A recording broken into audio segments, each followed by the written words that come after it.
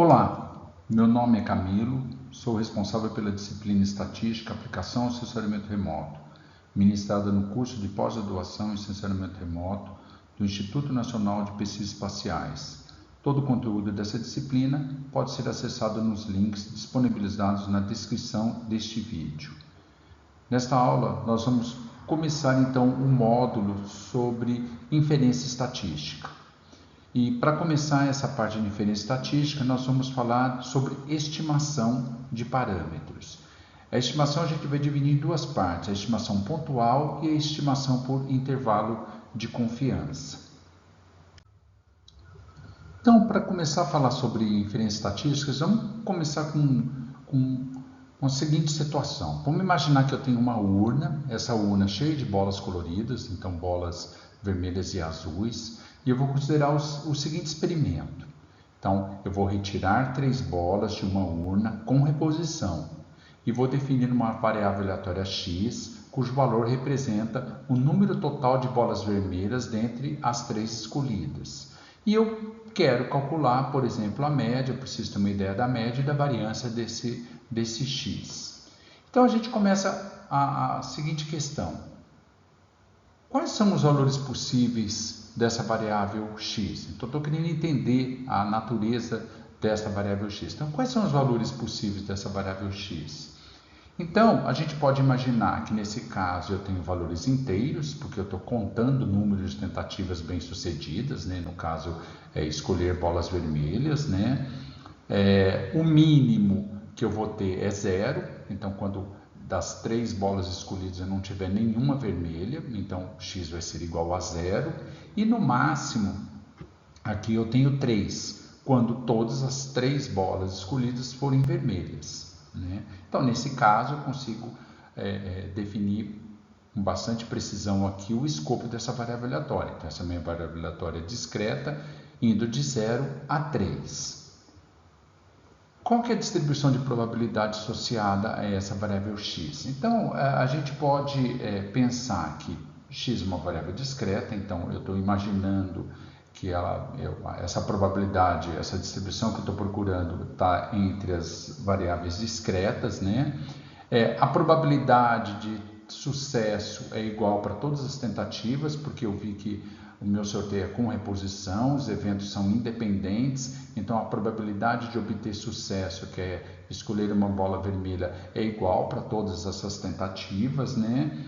E que o número de sorteios é predefinido. Eu falei que eu peguei 3 bolas, né? E o número de sucessos aí representa-se a minha variável aleatória x. Então fica claro que a distribuição de x ela é uma binomial, então ela atende a todos os requisitos aqui da distribuição binomial, né? Aí eu posso imaginar quais os parâmetros que definem a binomial. Então, lembrando, a binomial ela depende de 2 parâmetros. Eu sempre tenho que conhecer n e p para poder definir essa binomial completamente. Porque se eu sei que uma binomial, assim, em teoria, eu vou conseguir calcular média e variância sem nenhum problema, né?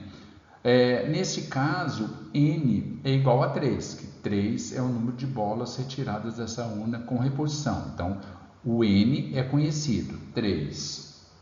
E o p?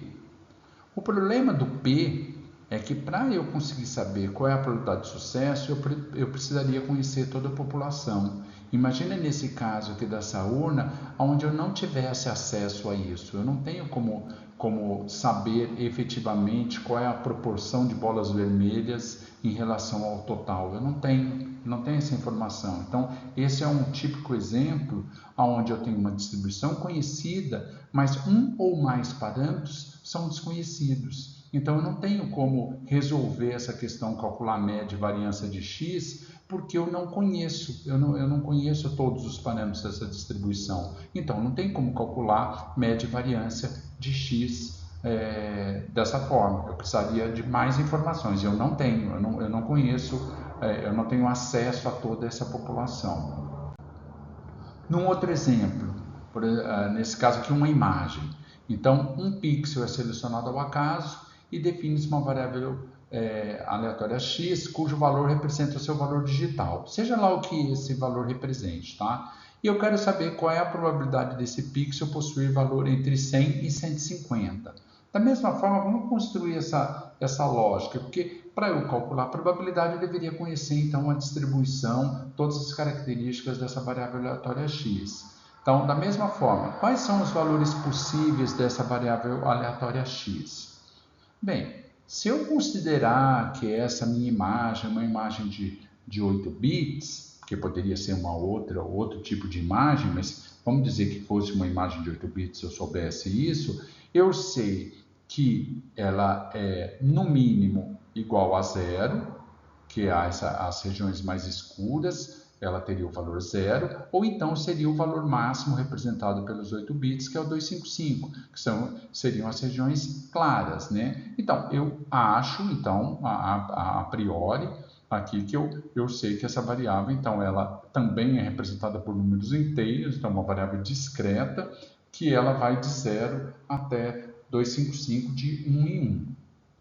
Aí, qual é a distribuição de probabilidade relacionada a esse x?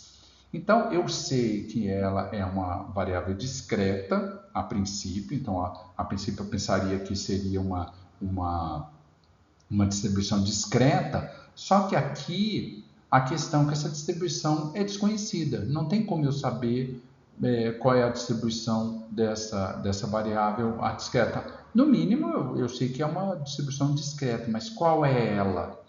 E quais os parâmetros que eu deveria conhecer para definir essa distribuição? Então, realmente, isso nem tem cabimento, esse tipo de questão. Eu nem sei que distribuição que é, então não faço ideia que parâmetros que eu deveria buscar para caracterizar essa distribuição de x. Então, nesse caso, é um caso mais geral ainda, né? Então, eu tenho uma distribuição totalmente desconhecida. Então, eu não sei nada desses valores. Então, obviamente que eu não conseguiria calcular essa probabilidade de maneira alguma. Não tem como eu ter essa ideia antes de conhecer as características dessa distribuição.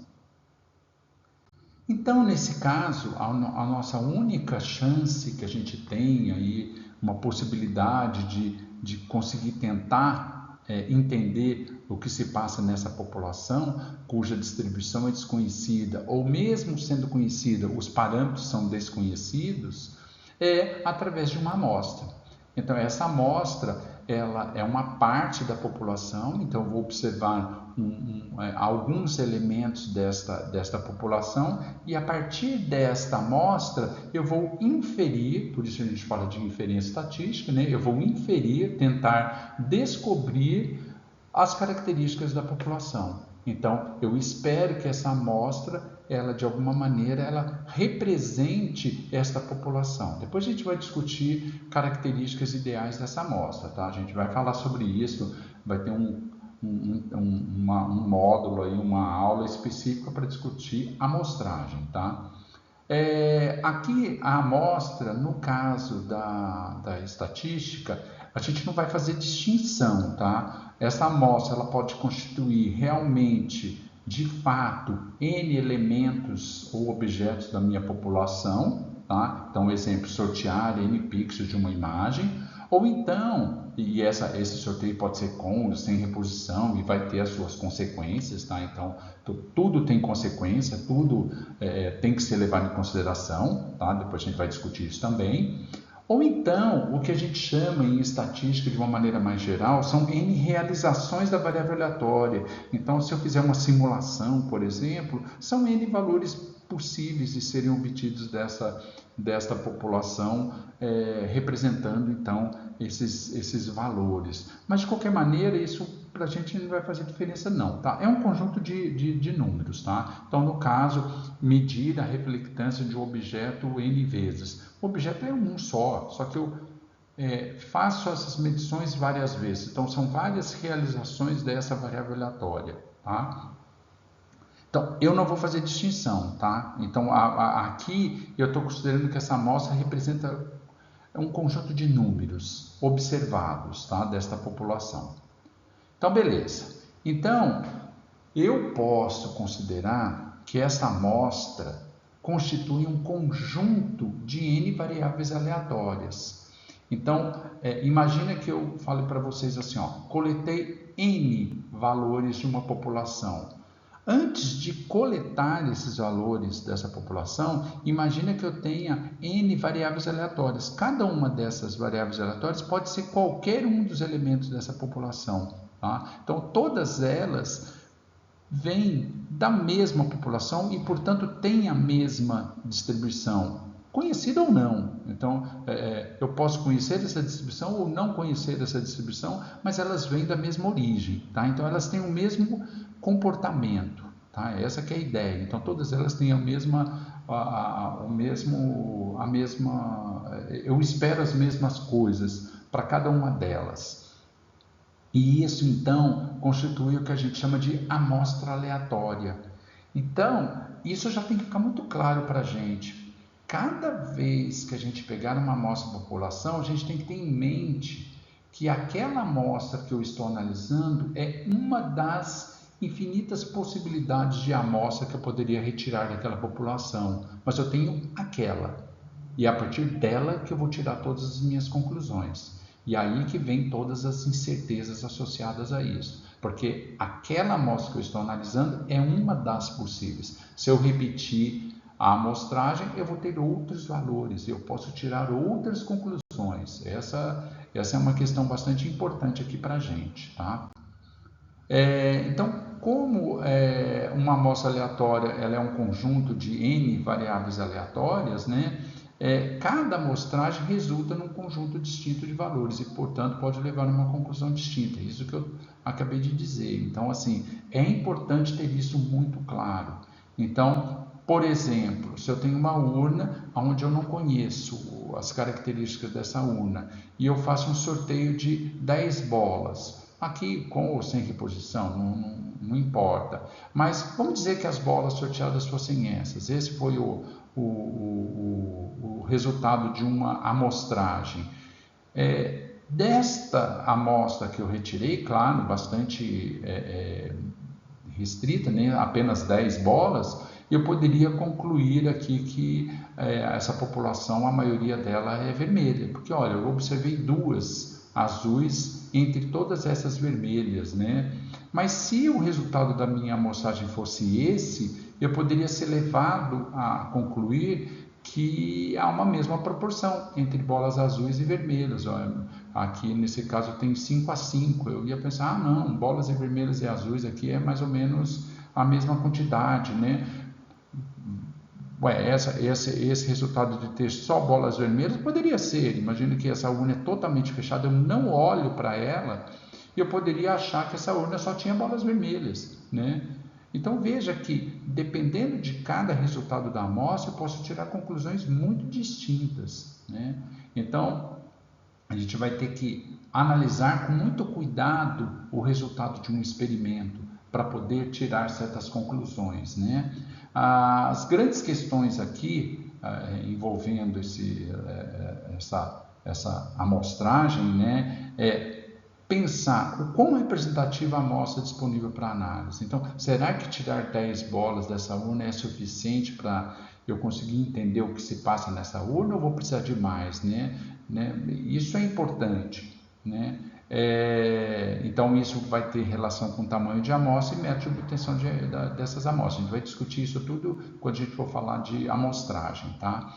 Que características devem ser observadas para representar a população? Isso daqui tem relação com o que eu quero olhar nessa amostra.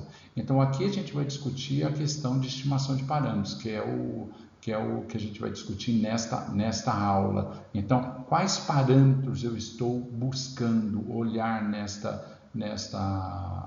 a partir dessa amostra, né?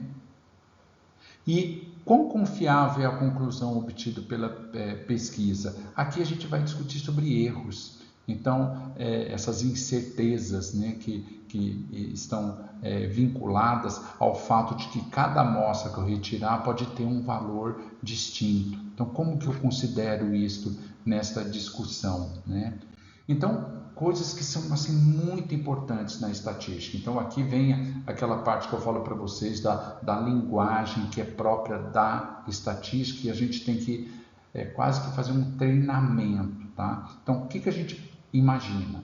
Que eu tenho uma população, esta população eu tenho uma distribuição de probabilidade associada a essa variável aleatória que está representando essa população, ou então uma função de densidade de probabilidade, se a variável for contínua, né? Dessas distribuições eu tenho parâmetros que caracterizam essa distribuição, tá? Eu preciso conhecer a distribuição e conhecer os parâmetros que definem essa distribuição para conseguir descrever muito bem essa população através dessa variável aleatória que eu estou estudando. O que acontece? A partir dessa população eu vou tirar uma amostra. Olhando o comportamento dos valores que eu encontrei nessa amostra, eu posso imaginar que eu consiga de alguma forma descrever a distribuição amostral através de frequências acumuladas, relativas, absolutas, né? Eu vou usar frequências. Para quê? Essa distribuição amostral ela vai me dar pistas ou dicas da distribuição de probabilidade ou da função de densidade de probabilidade, é o jeitão dessa distribuição, né? Então, de acordo com da forma como esses valores dessa amostra ela se distribuem, eu vou ter pistas de qual o comportamento da distribuição de probabilidade que eu estou avaliando, né? E dessa distribuição amostral, eu consigo extrair uma série de características, né, de métricas, que aqui a gente chama de estatísticas. Tá? Essas estatísticas, muitas vezes, elas estão caracterizando essa distribuição amostral, mas a gente vai ver que certas estatísticas, elas tentam descrever ou tentam estimar esses parâmetros que são desconhecidos. Então, imagina que eu conheça a distribuição ou eu tenho um palpite de qual seja ela, essa distribuição ela precisa de parâmetros, esses parâmetros eles vão tentar eu vou tentar descobrir o valor desses parâmetros através dessas estatísticas extraídas da amostra, tá? Uma coisa que é importante aqui a gente pensar é que esses parâmetros dessa distribuição eles são valores fixos. Então, imagine uma variável aleatória que descreve uma população e eu estou pensando que essa população não é dinâmica, tá? A gente está pensando num ponto no tempo, uma população que é fixa. Congelei todo mundo e vou analisar aquela população. Então, se ela tem uma distribuição de probabilidade que descreve aquela variável aleatória e essa distribuição de probabilidade ela tem parâmetros, esses parâmetros são únicos. Então, por exemplo, vamos dizer que essa variável aleatória seja uma normal, uma gaussiana. Então, eu imagino que exista uma média, uma variância dessa população. Eu sei qual que é? Não sei, mas existe um valor fixo. Quando eu tiro uma amostra e através da distribuição amostral eu calculo estatísticas que tentam estimar essa média e essa variância, eu estou tentando descrever essa população, mas a grande questão aqui é que essas estatísticas, como elas vêm da distribuição, elas são calculadas a partir dessa distribuição amostral, a partir desses valores que eu coletei nessa amostra, e lembrando, essa amostra, então, ela pode variar, né, de amostra para amostra, então essas estatísticas elas vão ter o comportamento de variável aleatória. Então, eu estou usando uma variável aleatória que pode mudar de amostra para amostra, que vai tentar estimar esse parâmetro, que é fixo. Então, eu vou usar uma coisa que varia para estimar uma coisa que é fixa. Tá? E esta estimação, esse processo de estimação que eu estou fazendo, essa variável aleatória, estimar esse parâmetro que é fixo, eu posso basicamente fazer de forma pontual, através dessas estatísticas. Então, para uma determinada amostra, eu calculo uma estatística que vai tentar acertar da melhor maneira possível, por exemplo, a média da população. Eu vou tentar achar qual é o valor desta média, pelo menos tentar acertar o melhor possível. Então, essa é uma estimativa pontual, que é o que a gente vai discutir nesta aula, tá? Então, eu vou descrever essas estatísticas nessa aula. Mas uma outra forma é eu estimar por intervalo, o que a gente chama de intervalo de confiança. Isso vai ser a próxima aula, tá? Então, ao invés de eu apostar que a média da minha população ela é igual àquele valor que eu obtive da minha amostra, que seria uma estimação pontual, eu vou flexibilizar esse valor, considerando todas essas questões de incerteza que tem associadas a essa amostra, e vou construir um intervalo de valores que eu tenho uma confiança, eu acredito que dentro desse intervalo esteja o valor que eu estou procurando. Então, quando a gente for falar de intervalo de confiança, isso vai ficar mais claro, esse conceito. Hoje a gente vai começar a falar de estimação pontual, tá? E daí, para se acostumar com o linguajar, né, existe uma série de terminologias que a gente tem que se acostumar, tá? Então, quando eu falar estatística, então eu calculei essa, né? Tô trabalhando com essa estatística. A estatística é a variável aleatória que estima, nesse caso, pontualmente um parâmetro, que é populacional. Então, veja que, olha, para a gente se acostumar, toda vez que eu falar parâmetro, eu estou falando da população. Toda vez que eu falar de estatística, eu estou falando da amostra. Então, não confunda, não cruze esses termos, tá? Então, eu falei de estatística, já fica claro que eu estou falando de uma amostra. Se eu falar parâmetro, eu estou falando de uma característica de uma população, que em geral, então, é desconhecido, tá? Eu não sei, tá?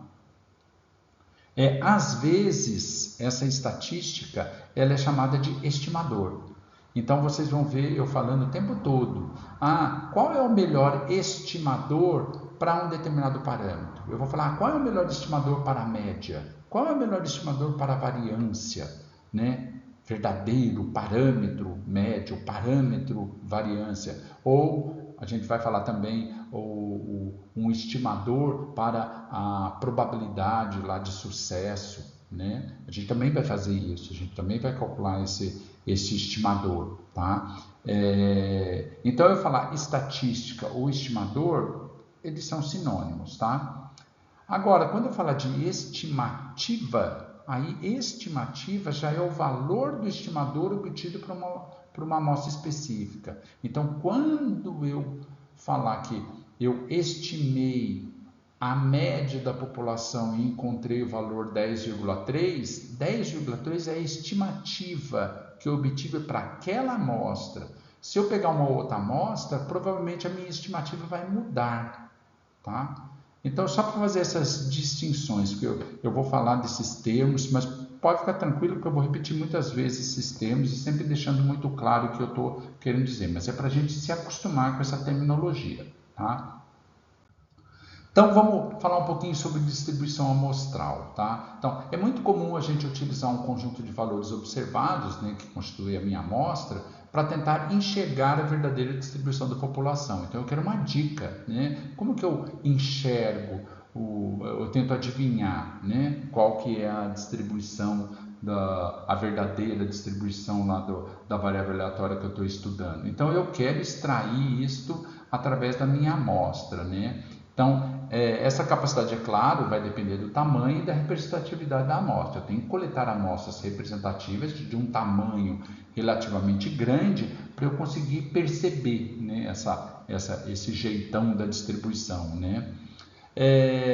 Algumas observações, né? Então, tipos de amostragem e tamanho ideal da amostra estão discutindo em teoria de amostragem. Então, por enquanto, aqui vai ser sempre considerando que eu tenho um tamanho bom e tenho as minhas amostras bem coletadas e representativas, tá?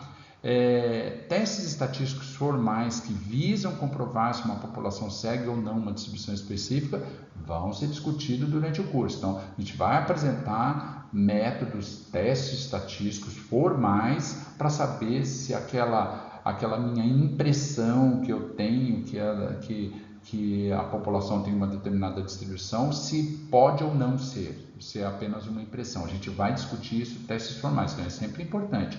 Nesse caso aqui, é aquela análise preliminar, para a gente ter uma ideia apenas, né?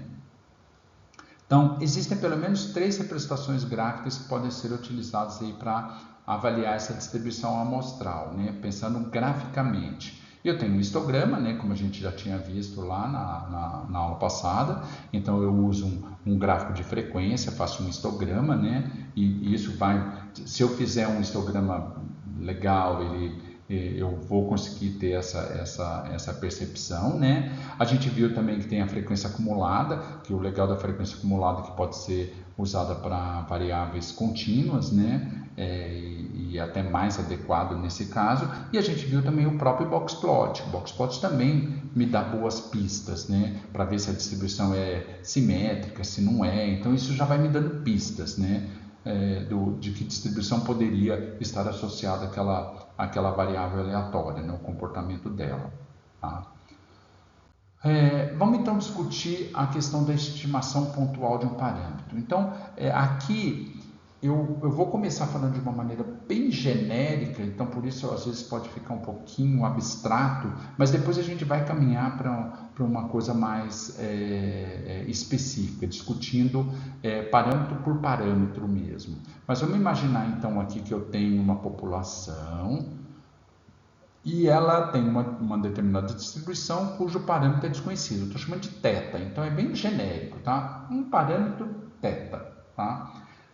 Desta população eu retiro então uma amostra, tá? Eu vou lá pegar essa minha amostra e essa amostra é composta por N valores, tá? Então eu tenho N valores para compor essa amostra aqui. De que maneira esses valores da amostra podem ser combinados a fim de reproduzir uma boa estimativa desse parâmetro? Então, eu faço o que com esses números para eu conseguir chegar num valor que eu consiga representar esse parâmetro desconhecido, né? Então, existem métodos, tá, gente? Isso não vem do além, não. Existem métodos, não só esses, mas os métodos mais conhecidos é chamado método dos momentos e método de máxima verossimilhança. Aqui nesse curso a gente não vai discutir esses métodos, tá? Método dos momentos usa aquele conceito de momentos que a gente discutiu lá atrás, e esse de máxima verossimilhança usa um outro conceito baseado em verossimilhança, mas a gente não vai discutir aqui, tá? Porque os parâmetros que a gente está discutindo aqui no curso vão ser os parâmetros assim, os mais clássicos na estatística. Isso daqui é praticamente muito útil para quando você está desenvolvendo uma distribuição nova, que você não conhece os parâmetros, né? Esses parâmetros não são bem definidos, então você precisaria usar métodos matemáticos para chegar nesses estimadores, tá? Mas de qualquer maneira, esses métodos, para usar esses métodos, eu preciso supor qual distribuição que eu estou precisando, mesmo porque o parâmetro só faz sentido para uma determinada distribuição, né? Como a gente viu, né? A média faz sentido para a distribuição gaussiana, mas não faz para a binomial. Para a binomial eu preciso conhecer P. Então, cada distribuição tem o seu parâmetro que é relevante, né? Então, considere que seja possível produzir várias maneiras diferentes de estimadores. Então, vamos dizer que aqueles métodos que eu estou usando podem chegar a diferentes estimadores. Por enquanto, eu estou falando muito genericamente, tá? Assim, de uma maneira bem genérica, tá? E eu vou, para diferenciar o parâmetro do estimador, ou da estatística, né? Eu vou pôr um chapéuzinho aqui em cima desse parâmetro. Então, veja que toda vez que você vê um parâmetro, em geral representado por uma letra grega, né? E você pegar esse parâmetro aqui com um chapéu, isso já indica para mim que é um estimador. Então, não estou falando mais do parâmetro, e sim do estimador desse parâmetro. Então, eu estou chamando aqui de θ-chapéu, tá? E como eu estou falando que eu vou produzir um monte de estimadores diferentes, eu poderia, dependendo do método, achar diferentes maneiras de combinar os valores para obter um bom estimador aí para esse parâmetro, eu coloquei aqui um θ-chapéu I. Então, eu vou ter o θ1, θ2, θ3, θ4, até o θm. Aí vem a questão, se eu tenho um monte de estimador, imagina, eu tenho várias maneiras de calcular valores para aquele parâmetro. Cada estimador pode dar um valor diferente, tá? Como que eu escolho o melhor? Porque deve ter um melhor, né? Dentre todas essas maneiras de calcular diferente. Então aqui é importante, sempre estar lembrando isso, sempre, repetindo várias vezes. Então, lembre-se que todo estimador, então esse estimador aqui, toda vez que eu colocar um chapéu aqui, ele é uma variável aleatória e, portanto, seu valor, a estimativa que eu vou obter para ele, varia de amostra para amostra.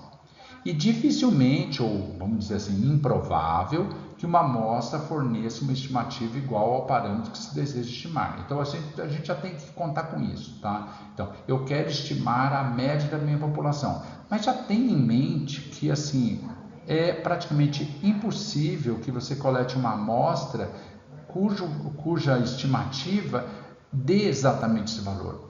O que eu imagino é que eu chegue perto, tá? Então, é mais fácil eu chegar perto do valor real e desconhecido do que acertar ele perfeitamente. Então, aceite isso, tá? Então, quais são os critérios para eu considerar que aquele estimador que eu estou fazendo ele é bom? Ou até assim, se eu tiver vários, para eu escolher o melhor, tá? Então, tem duas características que são fundamentais para serem discutidos quando eu estou falando de um estimador. Então, este estimador que eu estou procurando, ele deveria ser não tendencioso. Então, essa é a característica principal, tá, do estimador. E o que é ser não tendencioso?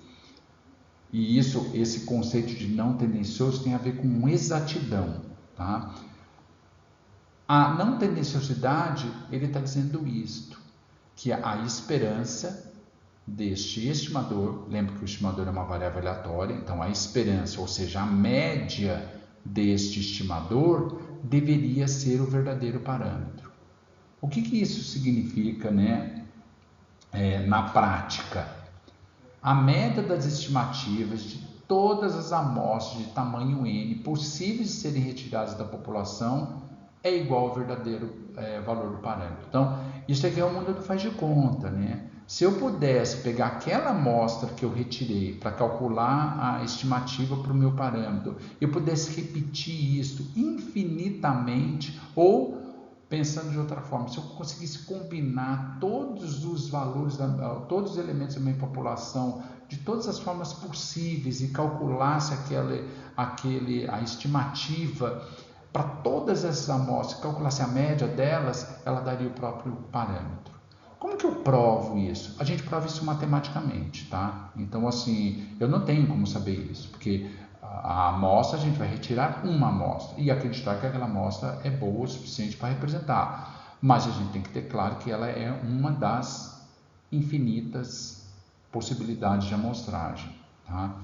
Mas, então, esta prova de não tendenciosidade, ela é uma prova matemática. Então, quando eu construir um estimador para um determinado parâmetro, eu tenho que provar matematicamente isso. A gente vai ver para os casos que a gente vai precisar mesmo. E é fácil, tá? Não pense também que isso é uma coisa muito complicada, não. É relativamente fácil provar isso, tá? Então, essa é a característica principal do estimador. Então, primeiro, ele tem que ser não tendencioso. Se um estimador é tendencioso, significa que aquelas estimativas que você obtém para ele, eles não estão acertando o alvo, vamos pensar assim, é bem a ideia do alvo. A gente, mais para frente, quando for discutir exatidão, a gente vai usar até o alvo como exemplo, né?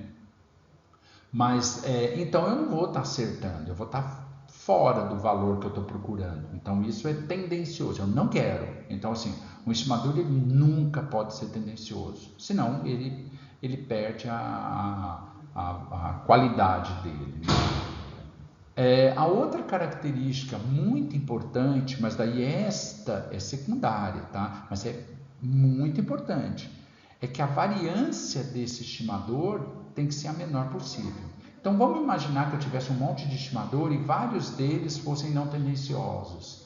Desses estimadores não tendenciosos, eu sempre vou escolher aquele que tem a variância mínima. Então, isso é desejável. Isso é fundamental, ele ser não tendencioso. A variância mínima é desejável, tá? Eu vou sempre tentar buscar isto.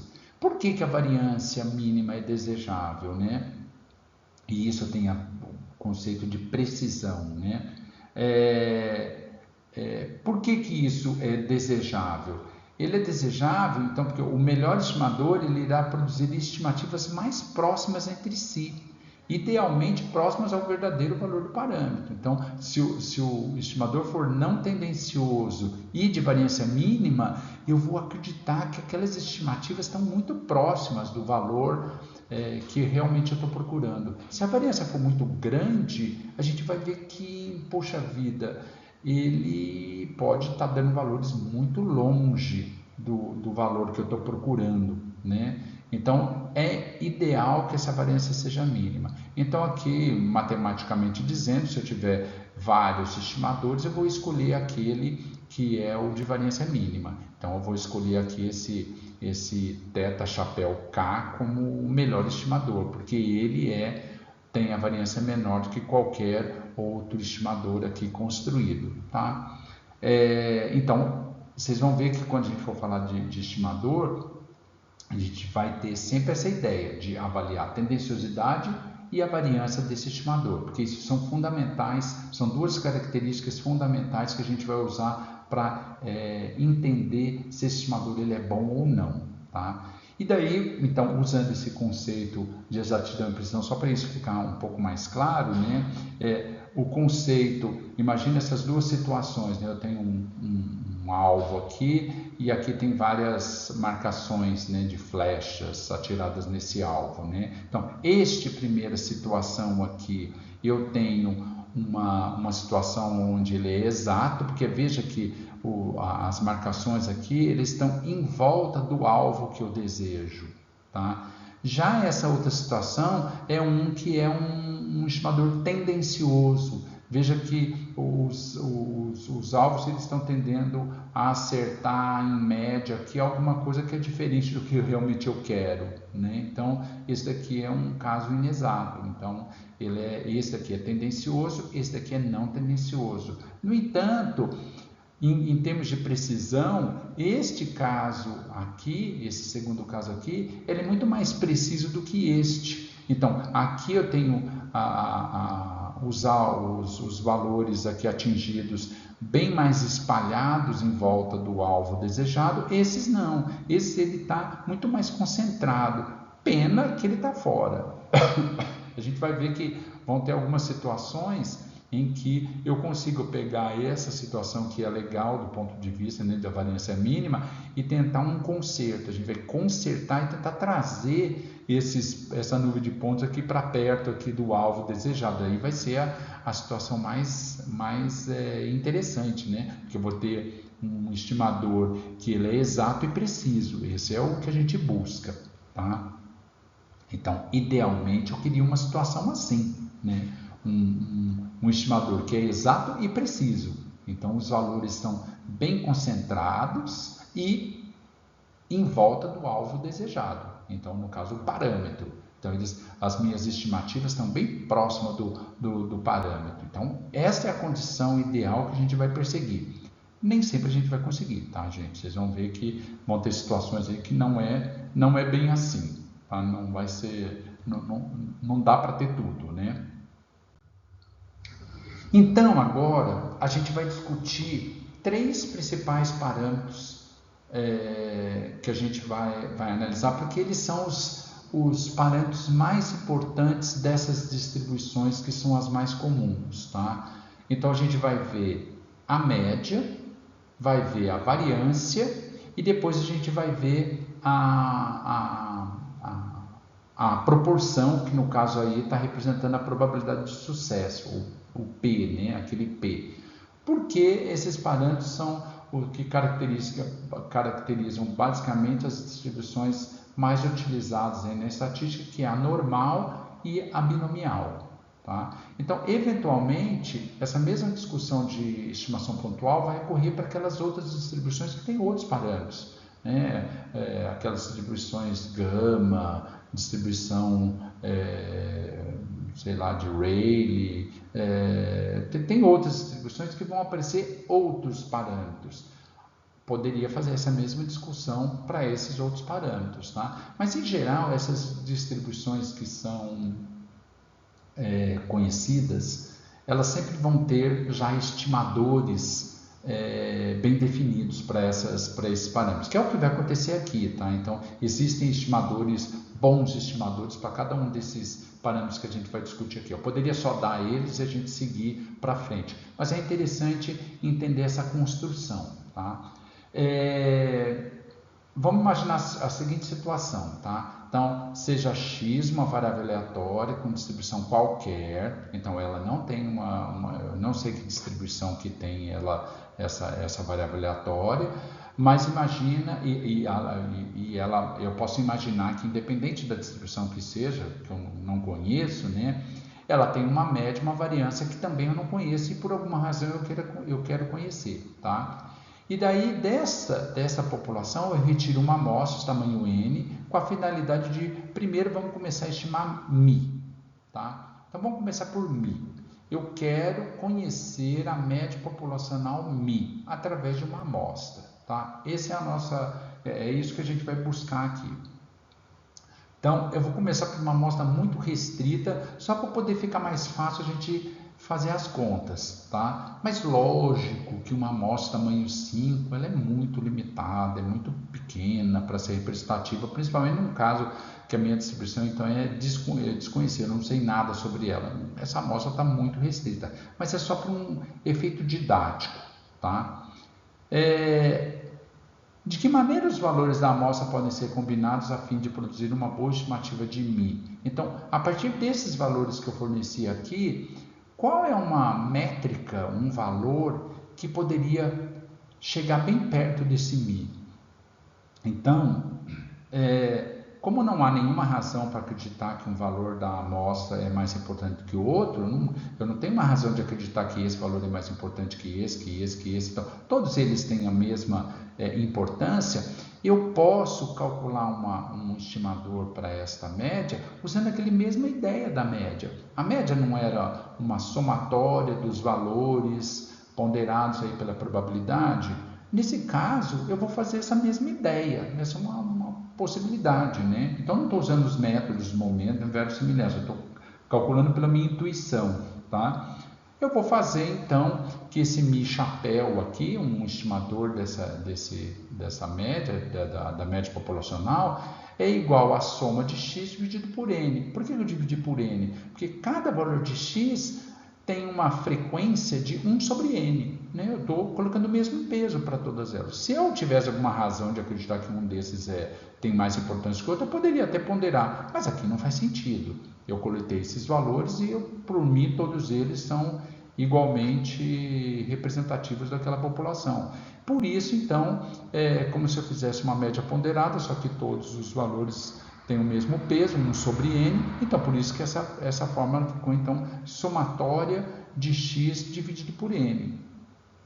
Este daqui é o que a gente chama de média amostral. Então, somar todos os valores e dividir por n é o que a gente chama de média amostral.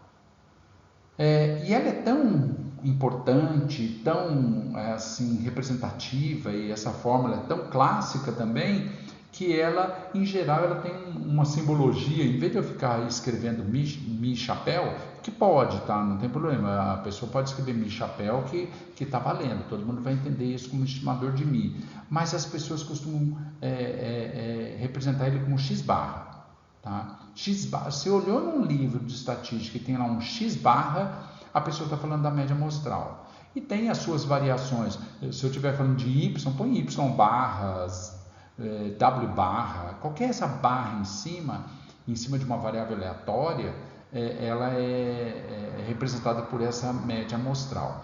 Não pode confundir lá com aqueles conceitos de conjunto, que daí é outra coisa. Mas aqui é variável aleatória. Esse x aqui representa uma variável aleatória. Então, essa barra aqui em cima significa que é uma média amostral. Então, toda vez que eu escrever x barra, já traduz como uma média amostral. Então, e a média amostral, como que é calculada a média amostral? Somatória de x dividido por n, tá? Claro que se eu tiver essa amostra muito grande, e forem valores inteiros, com muitas repetições, não sei o que lá, eu posso ter essa amostra representada através de dados agrupados, né? Então eu tenho uma tabelinha onde eu mostro qual é a frequência com que cada um desses dados ocorre dentro daquela amostra. Então, nesta abordagem, a média amostral, ela tem a mesma cara do cálculo da média populacional. Olha aqui, é a somatória de x vezes a frequência relativa. Essa frequência relativa está fazendo o papel da probabilidade. Então, a média amostral é isto, mas também pode ser isto, dependendo de como o dado é organizado, tá? Então, ele pode ser uma média aritmética simples, mas também pode ser uma média ponderada quando os meus dados estão agrupados. Tá? Então, duas formas para representar a mesma coisa. Tá? Então, neste caso desse meu exemplo aqui, se eu for calcular a média amostral, aqui deu 4,06. Então, se eu tivesse que perguntar qual é a média populacional desta que eu estou tentando estimar. Olha, para esta amostra, a estimativa foi de 4,06. Sempre lembrando, vou repetir. Se eu repetir a amostragem, eu vou ter um outro valor, possivelmente, aqui para essa média amostral. Portanto, já estou até já adiantando aqui. X barra, ele é uma variável aleatória. Tá? Então, ele tem um comportamento de uma variável aleatória. Ele é uma combinação de variáveis aleatórias, portanto, é uma variável aleatória também. Se é uma variável aleatória, ele tem características associadas a ele, tá? Que a gente vai estudar e vão ser muito importantes, relevantes aqui para a gente. Tá? Será que x barra, dessa maneira que eu estou calculando, ele tem boas características? Então, a primeira delas é verificar a tendenciosidade de x barra. Como eu falei para vocês, essa verificação é teórica. Eu tenho que fazer uma prova matemática para mostrar que x barra ele é não tendencioso. Se ele for tendencioso, ele não serve. Daí eu já descarto esse estimador. Ele não presta. Tá? Então, ele tem que ser não tendencioso. Então, basicamente, o que a gente faz é provar que a esperança... Então, a média... agora vai começar cada vez enrolando mais a cabeça, tá? Então, a média de todas as médias amostrais possíveis ser obtida numa população é igual à média populacional.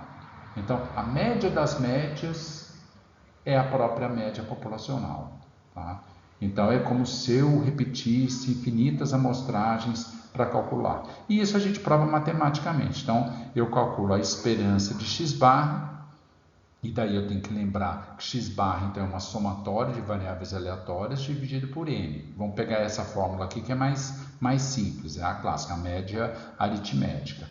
Então, aqui eu tenho uma constante, né? Ela sai para fora da esperança, né? Porque lembra, multiplicar uma esperança por uma constante é a mesma coisa de pegar a constante vezes a esperança. Então, aqui eu tenho a esperança da soma, e novamente aqui a esperança da soma é a soma das esperanças, e aqui eu pego a esperança de cada uma dessas variáveis aleatórias, como elas vieram todas da mesma população, a média dessas variáveis aleatórias todas são a mesma, né? Todas são iguais a μ.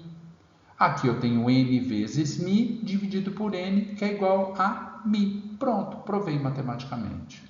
Então, eu posso ficar sossegado. A média amostral, ele é um estimador não tendencioso da média populacional. Então, ele é um bom estimador. Eu posso acreditar que esta maneira de calcular a média desta forma, eu estou fazendo bem. Eu estou fazendo bem, tá? Então, a interpretação aí, teórica disso aqui. Então, se calculássemos a média de todos os x barras, de todas as amostras do mesmo tamanho, né, de tamanho n, possível ser obtidos, o resultado seria o próprio parâmetro. Tá? Mas isso nunca vai ser feito. Tá? Por isso que ele é teórico. Assim, ele nunca será feito. Tá? E aqui a gente vai calcular também a variância do x barra, que eu quero avaliar essa precisão.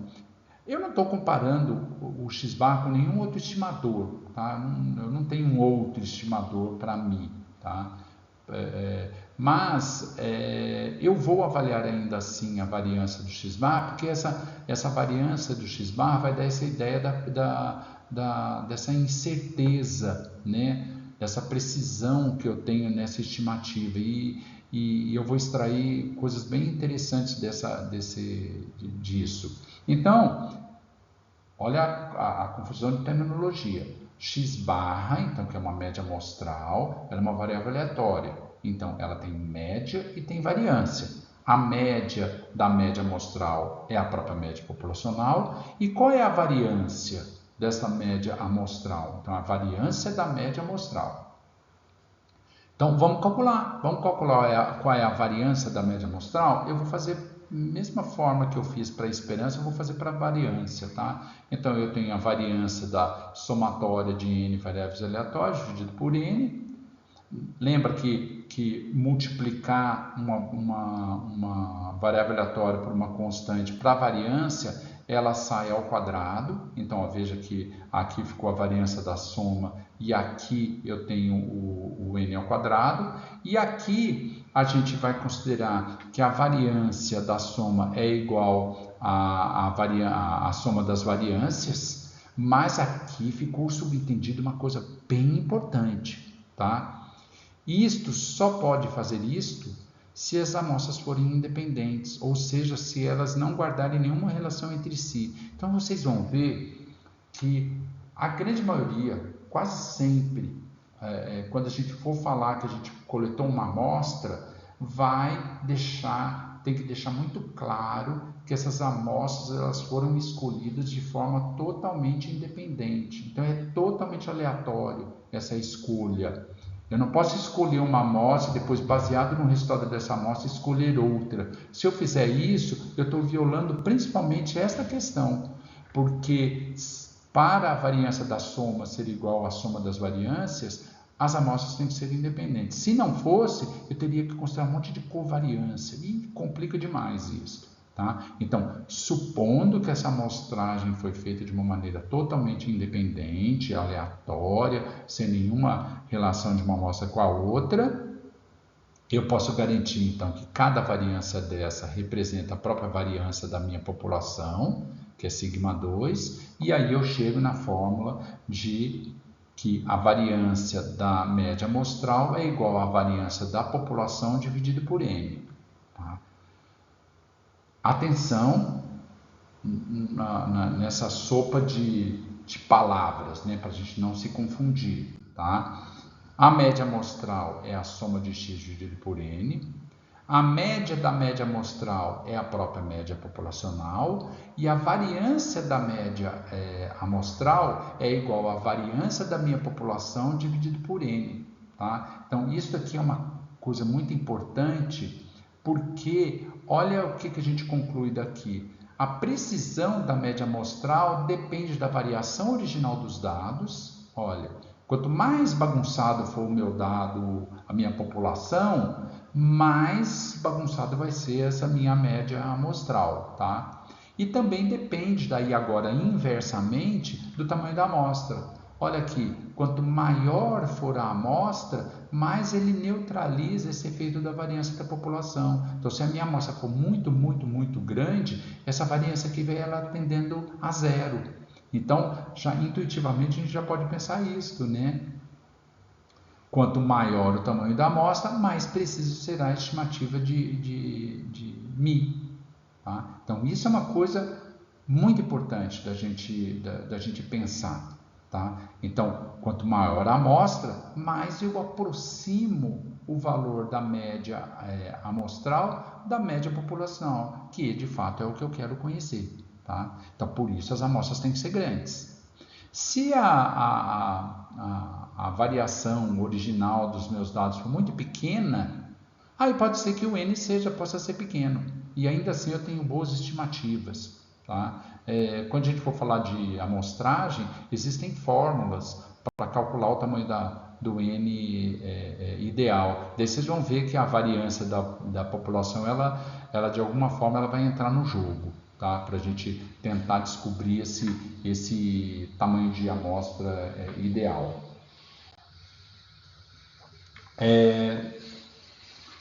Então, vamos ver se isso funciona mesmo, se isso aí é verdade. Vou usar simulação. Então, eu gosto da parte de simulação justamente por isso, porque eu consigo brincar aqui com esses valores e a gente entender para ver se isso é verdade. Olha lá, simulando um x-bar a partir de uma amostra de uma variável aleatória que originalmente é uma normal com média 100 e variância 25. Olha, eu sei tudo da variável aleatória, mas eu vou fazer de conta que eu não sei o valor da média. E eu quero saber se a média amostral ela vai fazer boas estimativas para essa média populacional. Então, aqui a brincadeira é essa, eu vou fingir que eu não conheço essa média. Quando eu fizer essa simulação, aqui eu fiz 3.000 simulações. Cada bolinha vermelha dessa aqui é a estimativa que eu encontrei para uma amostragem de tamanho 5, bem pequenininho, ó, uma amostra bem pequena, tá? O que a gente pode observar aqui? Olha que interessante. O valor que eu estou buscando de verdade, que eu sei que é o 100. Olha como que esses pontos variam em torno desse 100. Tá para cima, tá para baixo, às vezes dá um valor bem distante, às vezes dão valores bem próximos. O grande drama aqui da estatística é que quando você fizer essa amostragem vai ser uma dessas bolinhas e você nunca vai saber se você está longe ou está perto de verdade, tá? Esse é o drama aí da estatística. Mas esse daqui eu estou trabalhando na simulação, eu estou vendo um monte, tá? Então, veja que com o tamanho 5, essa amostragem ela tem muita variação. Olha, os valores aqui eles podem tá chegando. O valor ideal realmente era o 100, mas ó, eu posso ter estimativas aqui próximas de 106, próximos de 94. Então estaria errando aí bastante, né? Agora, se eu aumento o tamanho da minha amostra e vou para 10, eu estou mantendo a mesma escala aqui para ter essa percepção. Olha aqui como os pontos começam a se juntar. Eles começam a ficar mais próximos da verdadeira média. E se eu aumento bastante, 50, olha lá, a variação. Então, quanto maior esse N, mais esses pontinhos vão ficar perseguindo essa reta ideal. De qualquer maneira, qualquer um desses três casos, a gente vê que o estimador é não tendencioso, olha, porque tem valores para cima e para baixo, ó, de uma forma totalmente aleatória aqui, tá? Então, ele é não tendencioso, ó, dá para ver mesmo, ele tá perseguindo esse número de qualquer maneira, tá? Então, isso é para a gente perceber isso, tá? Então, beleza. Então, a gente viu aqui o estimador para média populacional, que é a média amostral, e beleza, vamos então seguir para o próximo. Vamos para a estimação pontual da variância populacional, tá? Da mesma forma aqui, a mesma coisa, tá? Do exemplo anterior. Eu vou tirar uma amostra e a partir dessa amostra de tamanho N, eu quero estimar a variância. Então, eu quero um estimador da variância populacional, tá? Da mesma forma, de que maneira os valores dessa amostra podem ser combinados a fim de produzir uma boa estimativa da variância? Da mesma forma, tá, gente? Então, assim, como não há nenhuma razão para acreditar que o valor da amostra, um valor é mais importante que o outro, então todos eles têm o mesmo peso, e além disto, não há nenhuma razão para acreditar que eu conheça a verdadeira média. Se eu não conheço a variância, provavelmente também não conheço a verdadeira média. Então, eu não conheço a média. Eu posso usar aquela mesma ideia que a gente usou para calcular a variância populacional, lembrando, né? O que é uma variância populacional? Seria uma média dos desvios quadráticos em torno da média populacional. Essa é a ideia da variância, né? Então, é o segundo momento centrado. Vamos usar esse mesmo conceito para calcular nossa média amostral aqui? Então, a média amostral, a nossa variância amostral, ou pelo menos tentar achar esse estimador, eu vou usar a mesma ideia. Então, o que eu estou fazendo aqui? Mesma coisa, eu estou calculando aqui os desvios quadráticos, mas não em torno da média populacional, porque eu não conheço, eu vou usar a média amostral. Se a média amostral é um bom estimador da média populacional, vamos calcular os desvios em torno da média média amostral, então os desvios quadráticos, e eu vou calcular um desvio médio quadrático, vou calcular a média desses desvios quadráticos, né? Aqui é a mesma ideia, dividido por n, porque todos eles têm o mesmo peso. Se tivessem dados agrupados, eu poderia usar a frequência relativa, da mesma forma que a gente fez no outro. Então, não tem nada de tão especial. Estou chamando, então, isso aqui de sigma ao quadrado chapéu, tá? Então, é uma variância estimada aqui, tá? É um estimador para essa variância aqui, tá? A nossa preocupação é saber se ele é um bom estimador. Então, a gente tem que provar que esse estimador ele é não tendencioso.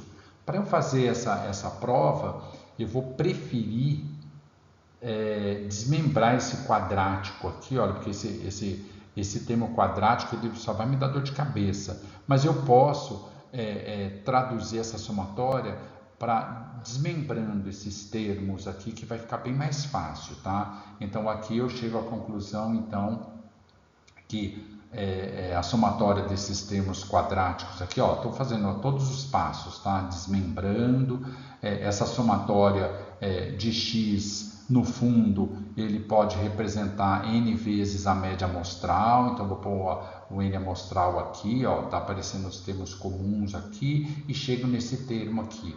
Então, eu posso representar essa parte de cima dessa somatória desta forma aqui, ó. Então, é a somatória dos valores quadráticos menos n vezes a média amostral ao quadrado, tá? E daí eu vou tentar, então, avaliar essa tendenciosidade desse estimador, porque para ele ser um bom estimador, ele não pode ser tendencioso. E daí eu vou começar a brincar com essa fórmula aqui, tá?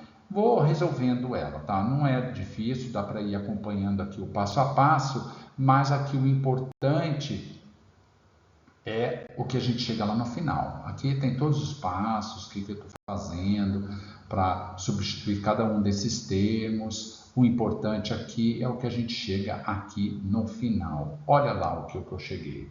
Então, quando eu calculei a esperança deste estimador que eu fiz aqui, chegou nesse termo aqui. Veja que isso daqui não é sigma ao quadrado, tem uma coisa a mais aqui no começo que está atrapalhando. Então, esse estimador calculado desta maneira que eu fiz aqui, ele é um estimador tendencioso. Então, não serve. Eu não posso usar ele, porque ele é um estimador tendencioso. Ele me dá sigma ao quadrado, ele me deu n menos 1 dividido por n vezes sigma ao quadrado. Esse termo aqui tinha que sumir daqui, ele não poderia estar aqui. Então, apesar desse estimador ser tendencioso, eu vou aproveitar esse conhecimento aqui que eu tenho aqui dessa tendenciosidade, eu vou fazer um conserto, eu vou consertar esse estimador para que quando eu faça essa prova de tendenciosidade, eu chegue realmente a sigma 2. Aqui o que eu vou fazer? Eu vou pegar esse termo aqui e eu vou pegar esse termo e eu vou colocar nesta mesma fórmula aqui, só que invertida. Aquele termo lá eu coloco ele invertido aqui, tá? Ao fazer isto, olha o que acontece. Eu cancelo esse n com n e eu transformo ele nessa outra fórmula aqui. Que esta fórmula aqui é o que a gente conhece como variância amostral. E ela é tão importante que ela também recebe uma simbologia que é o S ao quadrado. Então, o S ao quadrado é o melhor estimador da variância populacional. Então, S ao quadrado é a variância amostral, que é o melhor estimador para a variância populacional. Por que ele é o melhor? Porque agora sim eu consigo provar que a esperança de S2 é sigma 2. Então, se eu pegar esse termo multiplicativo e colocar lá naquela prova que eu fiz anteriormente, você vai ver que as coisas vão se anular e lá no final vai chegar a sigma ao quadrado. Então, o que eu preciso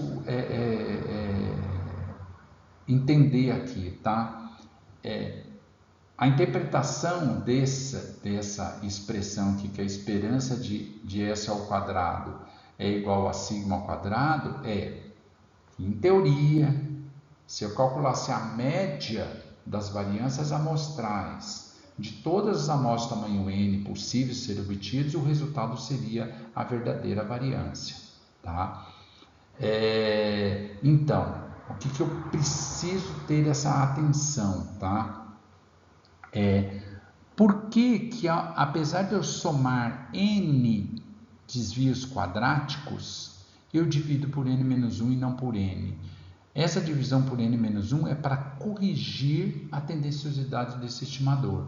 Tá? Então, eu divido por n-1 para que este estimador seja não tendencioso. Então, tem que guardar. Então, por que divide por n-1? Porque o S2 é um estimador não tendencioso da variância populacional sigma 2. Tá? Se eu dividir por n, estou fazendo errado. Tá? Então, sempre vou dividir por n-1. Beleza?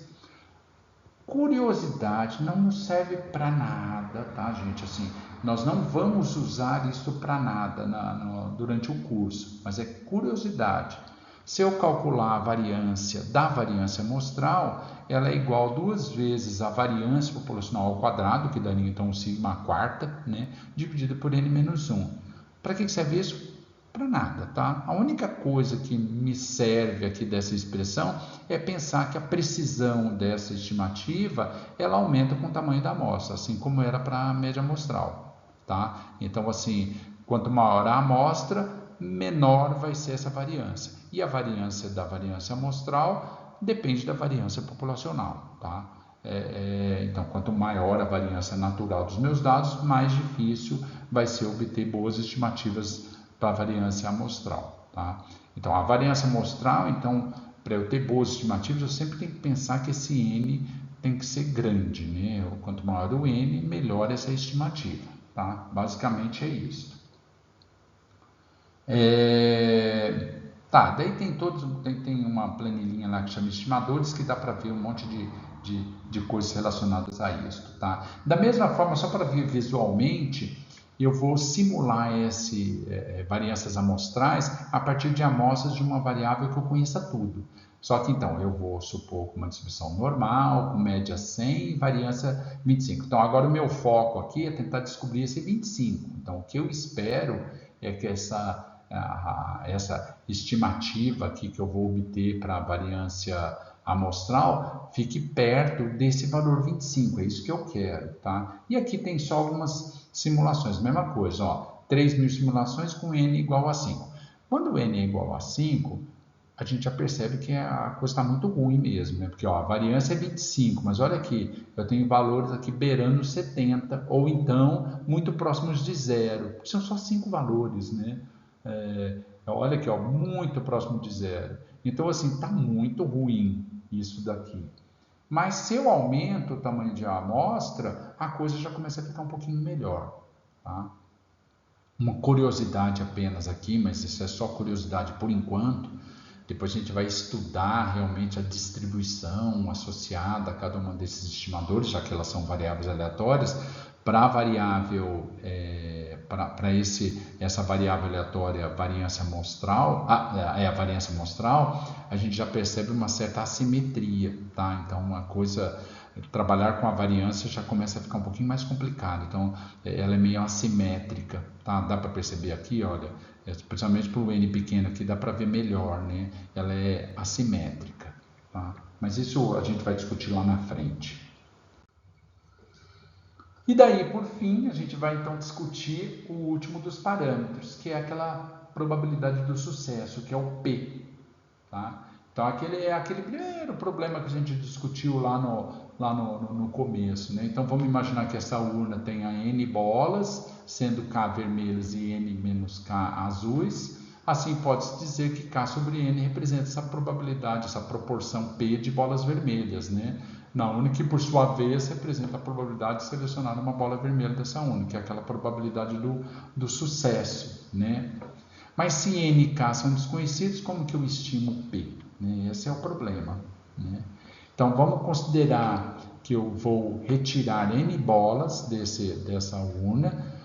Vou considerar que seja com reposição, porque facilita toda essa questão do desenvolvimento desse estimador, tá? Então, a escolha das bolas são independentes, tá? Isso é fundamental. E eu vou definir Y como o número de bolas vermelhas dentre as N selecionadas, qual vai ser a distribuição de y? É bem simples a gente pensar que o y vai ser uma binomial, né?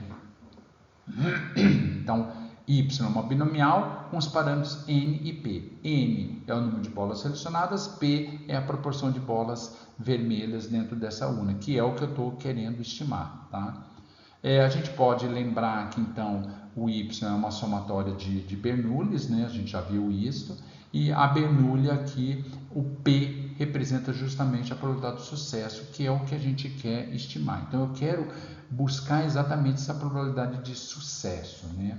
Mas qual o estimador pontual para P? Então, a gente pode imaginar que, da mesma forma, sem usar os métodos lá, usar um pouco da intuição, a gente pode imaginar que a quantidade de bolas totais vermelhas sobre o número total de bolas retiradas representa uma proporção observada naquela amostra, que é o que a gente chama de proporção amostral. Então, a gente chama ele de P-chapéu. Esta proporção ela vai tender a representar a probabilidade de sucesso à medida que esse N cresce. Tá? Então, eu consigo provar que esse P-chapéu feito desta maneira, então eu ver qual é a proporção de bolas vermelhas naquele conjunto de bolas sorteadas, ela representa uma boa estimativa para a probabilidade de sucesso, uma vez que a esperança de P-chapéu é igual ao próprio P. Então, eu consigo provar isso. Então, ele é um estimador não tendencioso. Tá? Então, fazendo isto, eu chego nesta estimativa que eu tô querendo. Tá? E para entender como que é a variância desse estimador, não que eu queira comparar com outro estimador, mas para entender como que a precisão desse estimador funciona, eu calculo aqui a variância de P-chapéu. Então, ao calcular a variância de P-chapéu, eu vejo que a variância de P-chapéu é P vezes Q sobre N. Lembrando que Q é 1 menos P. Tá? E, novamente, aqui a gente vê que quanto maior a amostra, menor a variância. Então, se eu puder sortear muitas e muitas e muitas bolas dessa urna com reposição, eu vou cada vez mais chegar perto da verdadeira valor de P que eu estou buscando, né? Então, quanto maior o tamanho da amostra, mais preciso será as estimativas de P. E também tem aquela questão que a gente já tinha discutido na binomial. Quanto mais P se aproxima de meio, menos precisa é a sua estimativa. Então, lembrando que quanto mais essa binomial, o P for igual a meio, maior a variância dela. Então, mais difícil vai ser chegar no valor desse P. Eu vou ter que compensar isso com o tamanho da amostra.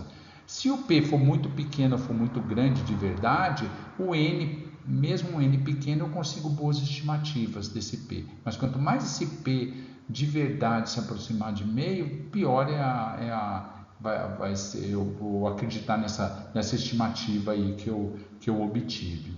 Tá? Então, da mesma forma que a gente fez para média amostral e para variância amostral, eu vou fazer aqui para proporção amostral. Tá? Então, eu vou supor que x tem uma binomial com n que eu vou estabelecer, mas o p igual a meio. Tá? O p igual a meio é o pior dos mundos, né? Então, p igual a meio e eu quero descobrir esse p. Então, apesar dele ter dado aqui, eu vou fazer de conta que eu não sei e eu quero descobrir através do valor de p-chapéu. Olha como que fica. Então, se o n for pequenininho, através de 3.000 simulações, olha aqui a variação que eu encontro para p-chapéu. É muito. Então, p igual a meio, olha, tem estimativas achando que o p é quase 80% e tem estimativas achando que P é um pouco mais do que 20%. Então, varia demais. Eu queria que fosse 50%. Tá? Se eu aumento o N, olha como as estimativas ficam muito boas. Então, com N 50, olha lá, a variação dos valores estimativos está muito próxima do verdadeiro P. Tá? Isso que é interessante. Então, quando a pessoa está interessada em achar essa probabilidade de sucesso, a gente sempre vai trabalhar com N's bem grandes para poder ter boas estimativas, né? Aqui eu estou só comparando o efeito do P verdadeiro, tá? Qual que é o P verdadeiro, e eu vou mostrar aqui essa dificuldade de achar diferentes P's. Olha aqui, ó, este aqui é o P igual a meio, que a gente já tinha visto, né? N igual a 5, P igual a meio, ó, então uma amostra bem pequena. Eu vou estar trabalhando sempre com amostras bem pequenas, mas agora se o P for muito pequenininho, veja que eu já chego a estimativas bem razoáveis, mesmo com N pequeno, tá? Eventualmente pode ter uns valores meio gritantes aqui, meio diferentes, tá? Então isso dá certo tanto com P's muito pequenos como P's muito grandes, tá? Então vamos para um exemplo. Então vamos para um exemplo numérico. Então vou trabalhar com um exemplo numérico. Então eu tirei uma amostra de tamanho 12. Novamente aqui por que 12? Porque é um número pequeno, dá para a gente manipular esse valor. São poucos valores para a gente ficar mexendo.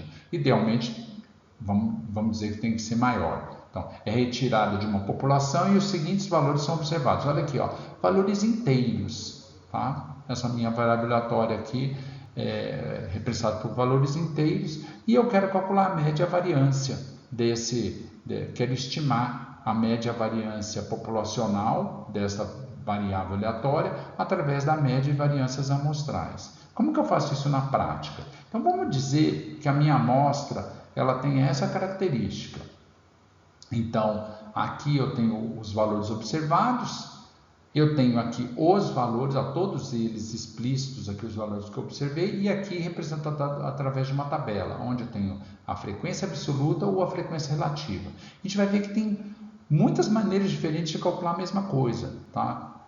Cada um tem uma vantagem e tem uma desvantagem, tá? Então, primeiro calculando a média amostral. Então, a média amostral eu posso calcular através dos dados brutos. Então, somo todo mundo dividido por N. Tá? Essa é uma maneira. Então, ó, fui lá, somei todos os valores, dividi por 12, deu 7/3. Ou então, eu posso usar os dados agrupados, tanto usando a frequência absoluta quanto usando a frequência relativa. Tá? Tanto faz, são as duas formas de eu calcular. Tudo dá a mesma coisa. Tá? Todos eles, calculando de um jeito ou calculando de outro, tudo eu chego a 7/3. Então, qual que é o melhor? Depende do que você está fazendo. Se forem poucos dados, usar o dado bruto é mais fácil. Tá? Agora, se fossem muitos, 100 valores aqui, ia dar muito trabalho para fazer. Então, daí era melhor trabalhar na forma de dados agrupados. Então, daí você pode escolher esta fórmula. Então, esta fórmula da frequência absoluta ou da frequência relativa. Tanto faz. Chega sempre no mesmo valor. Tá? E a variância amostral? Então, aqui para calcular a variância amostral, eu tenho que considerar que eu conheça a média amostral. Então, eu já calculei no slide anterior lá, a média amostral é igual a 7/3. Aí, como que eu posso calcular a variância amostral? Através da fórmula original, né? Tenho que calcular então as diferenças quadráticas e lembrar que eu tenho que dividir por n-1 e não por n. Tá? Então, se eu tiver os dados brutos, eu posso decompor essa somatória desta forma. Então, esta forma e esta forma elas são correspondentes. Então, eu posso calcular os desvios quadráticos e fazer a fórmula, somar. Ou então, eu decomponho eu somo todos os valores ao quadrado menos n vezes a média amostral ao quadrado e dividido por n-1. Então, muitas vezes as pessoas elas preferem isso em termos de facilitar o cálculo. Tá? Então, eu posso calcular desta forma ou desta forma. Dá no mesmo resultado, tá, gente? Então, não tem nenhuma diferença. Aqui deu 1,88, arredondando aqui para duas casas, né?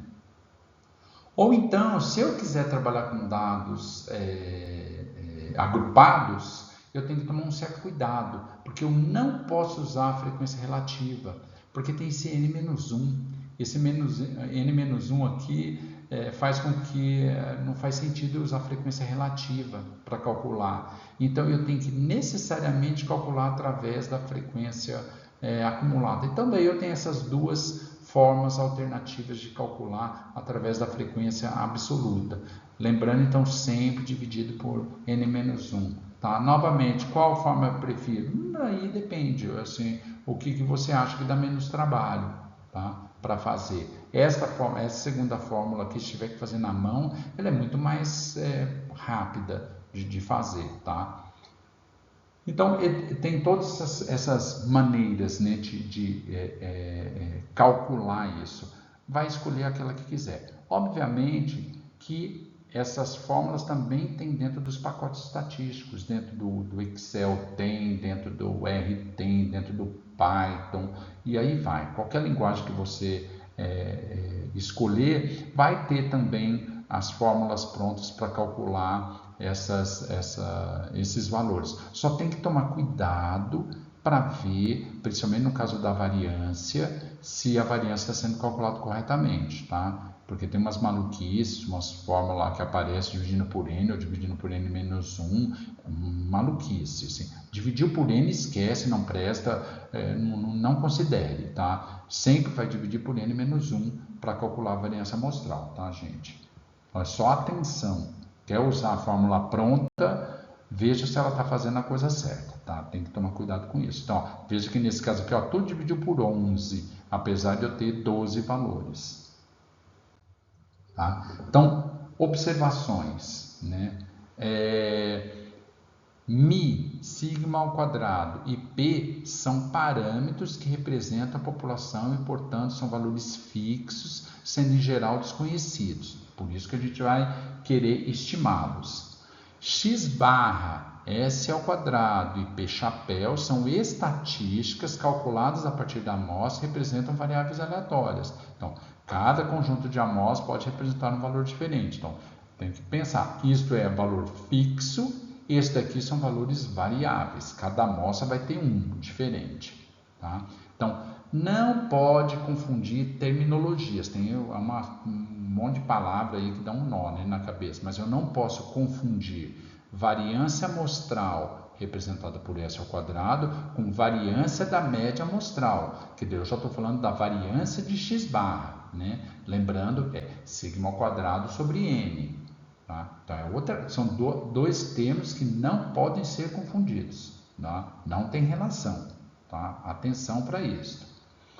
De modo geral, as amostras devem ser obtidas de modo independente uma das outras, ou seja, o valor de uma amostra não deve ter relação com os valores das outras amostras, exceção em estudos de séries temporais, dados espaciais, onde estuda exatamente essa relação. Então, quando for estudar lá a parte de análise espacial, é justamente a relação espacial que a gente está estudando, tá? Quando for trabalhar com séries temporais, é justamente o tempo, a relação entre o tempo que a gente está estudando. Então, daí não vale todas essas coisas que a gente está estudando. Vocês vão ver que o que a gente estima são outras coisas, né? São outros parâmetros, e não esses. A gente não usa esses estimadores para representar o que a gente está procurando, tá? É diferente. E daí, aqui vem uma discussão aqui, que eu gosto de falar um pouquinho e se eu utilizar amostras não independentes? Se as amostras tiverem relações entre si? E que exemplo que eu gosto de mostrar? É o nosso caso aqui do sensoramento remoto. Tá? Vamos imaginar então que aqui tem um perfil aqui com um monte de arvorezinhas, né? E que o meu sensor está aqui em cima. Então, ele está observando esta área que ele está captando o sinal para ele integrar todas essas respostas e dar um número no final das contas, né? Então, a resposta do sensor representa, então, a integração das respostas de todos os objetos que estão nesse campo de visada. Então, ele integra tudo isso e gera uma resposta, né, desse sensor. Tá? Então, agora vamos imaginar que esse sensor está se deslocando. E daí o que? Eu tenho o tempo 2, tempo 3, tempo 4. Tá? Então, cada um desses tempos, esse sensor ele vai retornar uma determinada resposta. Mas observe que eu tenho áreas de sobreposição. Então, tem uma certa redundância. Então, o valor que o sensor vai retornar aqui no tempo 2, ele é em parte ele em parte já foi detectado nesse tempo 1 e em parte ele vai ser detectado no tempo 3. Ele tem uma mistura. Então, alguns elementos aqui são comuns, todos esses tempos, né? Então, existe uma certa redundância, tá? Mas na hora de representar isso na forma de uma imagem, a gente sempre acaba discretizando, né? Então, esse campo de visada, a gente vai discretizar e, de fato, esse valor que a gente vai obter lá numa linha de visada aqui, que a gente está avaliando, esse valor representa a resposta do sensor naquele determinado tempo, para aquele determinado elemento de resolução. Então, a gente costuma falar, né, o tamanho do pixel acaba sendo menor do que o que realmente o sensor está vendo, né? Isso varia com relevo, e daí tem muitas implicações, tá? Mas aqui a gente está num caso mais simplesinho, tá? Então, eu sei que esses valores, apesar de ser discretizados aqui no espaço, né? Eles têm algo em comum entre eles não são totalmente aleatórios, tá? Lembrando daquele conceito que vocês já devem ter discutido. Então, a resolução espacial é diferente do tamanho do pixel. Aqui, o tamanho do pixel é sempre menor do que a verdadeira resolução espacial, né? Então, a gente tem que perceber que esses valores não são, de fato, independentes devido a essa sobreposição. Os valores têm relação entre si. Então, o que a gente vai fazer aqui para a gente enxergar o impacto dessa não independência nessas estimativas que a gente está obtendo, tá? Então, suponha que x aqui representa o conjunto de amostras independentes de uma variável aleatória obtidos em uma determinada sequência, uma série temporal ou é uma linha de varredura, não importa. Mas nesse caso aqui, esse meu exemplo, esses valores aqui são totalmente independentes um do outro, tá? Então, eles não têm relação entre si. Como que eu obtive isso, não importa, tá? Mas vamos supor que esses valores são independentes. Eu gerei valores aleatórios de uma determinada distribuição e deu isso daqui, tá? Então, não há nenhuma relação entre eles. E agora, o que eu vou fazer? Eu vou provocar uma certa dependência entre eles. De que forma? Eu vou misturar esses valores que são vizinhos, tá? Então, cada uma dessas x linhas, x2 linhas, x3 linhas, vão resultar do cálculo de uma que a gente chama de média móvel de tamanho 3. Então, o valor observado para um determinado ponto aqui, ele vai ser uma mistura do valor ocupado nessa posição, mas também usando o valor anterior e o posterior. Então, aqui, cada uma dessas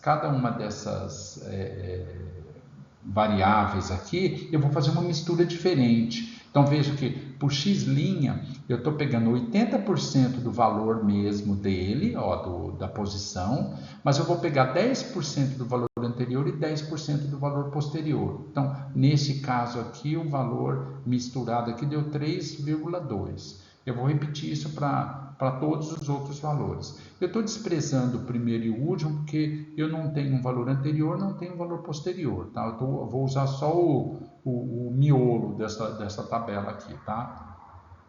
Para x2, eu vou provocar uma mistura maior, olha, estou pegando 60% e 20% de cada lado. E no x3 eu vou fazer uma média aritmética, é a maior das misturas, né? Eu vou fazer uma média aritmética. Então, cada um desses aqui vai dar esse conjunto de valores.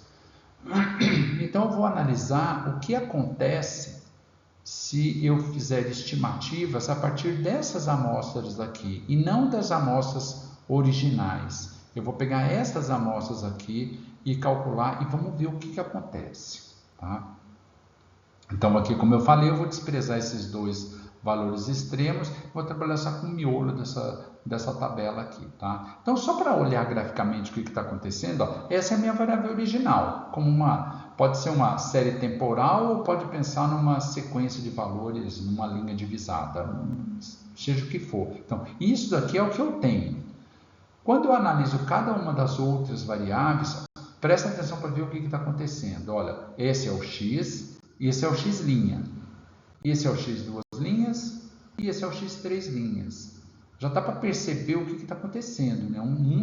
Um efeito é muito claro aqui, né? a variação da variável aleatória está diminuindo bastante. Então, a variável original ela tem uma variação grande e conforme eu vou provocando essa mistura, ela vai ficando menos variada, ela vai diminuindo essa variação.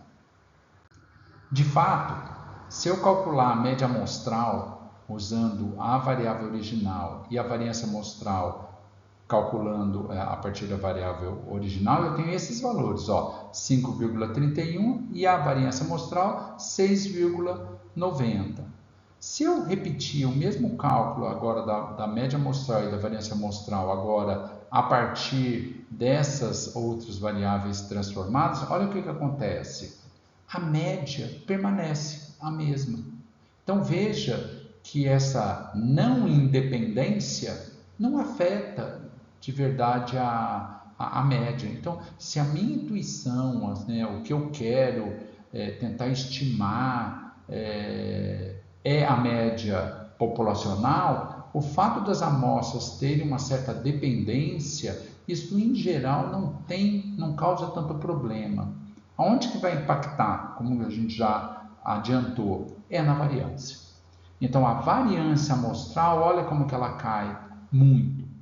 Então, se eu, por exemplo, pegasse uma variável x3 para tentar descrever o comportamento da minha população original, que seria lá o x, olha lá o que está acontecendo. Eu estou subestimando a variância. Então, essa estimativa está indicando que a variância deveria ser 6,90 e eu, com esse x3' aqui, eu estou produzindo valores muito baixos. Então, eu estou produzindo o que a gente fala assim, uma falsa precisão. Eu estou achando que meus dados são muito homogêneos, quando na verdade eles não são. Tá? Então, esse é o principal impacto. Então, a utilização de amostras não independentes, ou o que a gente costuma falar que é autocorrelacionadas, quando a gente for lá falar de regressão, a gente vai falar de correlação, mas vamos pensar aqui de uma maneira bem genérica, eles são relacionados entre si, por isso que é auto, né? Eles têm uma relação entre si, afetam mais a estimação da variância do que a estimação da média. Então, eu não preciso muito ficar preocupado com a questão de média.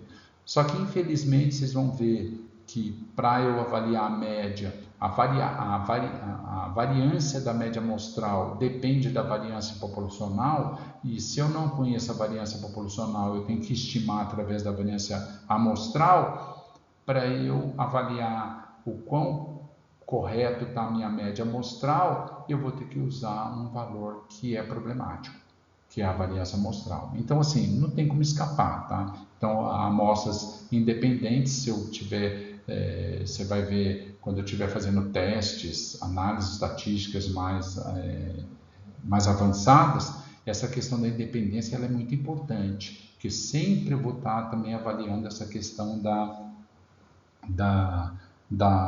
precisão daquela medida que eu estou obtendo.